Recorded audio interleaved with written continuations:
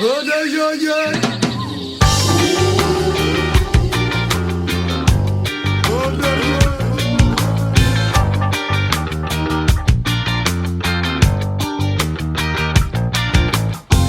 Неизбежность войны, предвкушаю крах. Если я говорю, значит он прав. Армагеддон — это больше, чем страх. Это любовь, это слезы и боль твоих сыновей, Африка. Черное на белом, кто-то был неправ. Я не плановый сын африканских трав. Я танцую реки на грязном снегу. Моя тень на твоем берегу, Африка. So let's talk about something that hasn't been so much talked about, and that is Africa. Africa and coronavirus. Coronavirus isn't that high in Africa. COVID infections aren't that high in Africa. And this phenomena has perplexed scientists who study this issue. And they're trying to figure out why Africa has been nowhere near as devastated by COVID-19 as, let's say, Europe or the United States.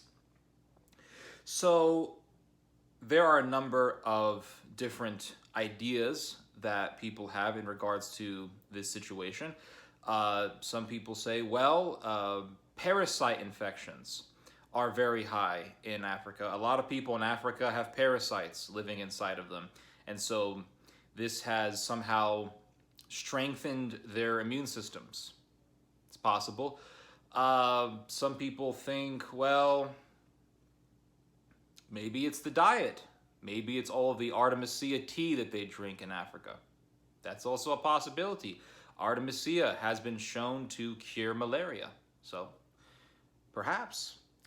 And then there is another idea, and this one is very, well, it's logical. And that is that there is an extremely high young population in Africa. Do you know what the average age in Africa is? It's not 30, it's not 40, it's not 50. The average age in Africa is 19. 19, which means that Africans are having a lot of kids. And because there are so many young people, coronavirus isn't going to be as devastating because young people have strong enough immune systems to resist coronavirus. So all of this nonsense about how Africans are having too many kids is exactly what I just called it. It's nonsense. How many decades have we been hearing about Africans having too many kids? And for how many decades did we hear about how Africans should have less kids because they're having too many children and this is bad for the environment? Oh, it's bad for Africa because women can't get educations because they're having children. It's bad for Africa because it forces women into family life, and this is just a patriarchal, sexist, misogynistic culture, and yada, yada, yada. Well, all of that way of thinking has backfired on the people who promote it the most, and that is the Europeans. The Europeans and the North Americans, they promote that way of thinking more than anyone. And it has backfired. Why was Italy so screwed by coronavirus? Italy has the largest elderly population in Europe. I think it's safe to say that that plays a factor in how a virus, which mainly kills the elderly, has affected the population. So having lots of young people, having lots of kids, well, it's actually very, very beneficial. Especially to have children especially to have births at replacement levels. So that way, because people die every single day, elderly people die every single day. That way, when you have a bunch of people dying, or a bunch of people who have died, you have enough people being born who are going to replace those people. And this is extremely beneficial for the economy, for production, for the creation of business, for consumption, because you can't have consumption without people. All of these things are dependent on people having children. So all of this nonsense about how we should just have less children and family life is bad, it destroys women, it hurts women, and it's actually all a bunch of BS.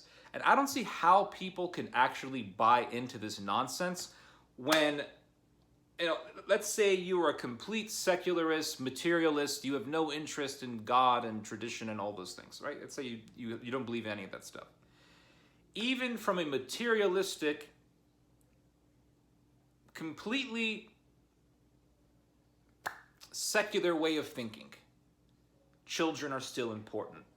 Because what does your economy depend on? Your economy depends on the production of goods and the consumption of those goods. If you don't have the consumption of goods, then your economy is up the creek. So how do you have the production of goods, which requires not just people who own businesses and run the corporations, but also requires labor, because you have to have people working in the factories and working in the warehouses. And then you have to have the consumption of those goods. Well, how can you have laborers, business owners, and consumers if you don't have children? Because those children end up being the laborers, the workers, and the consumers. So this whole thing about, don't have kids or have less kids or don't even give a damn about having kids. Who cares if you're not producing children at replacement levels? All of that stuff is not just nonsense, but it's extremely destructive. Anyway, I thought I would give you guys that thought. And I hope you guys have learned something from this message. You guys just heard some theology. God bless.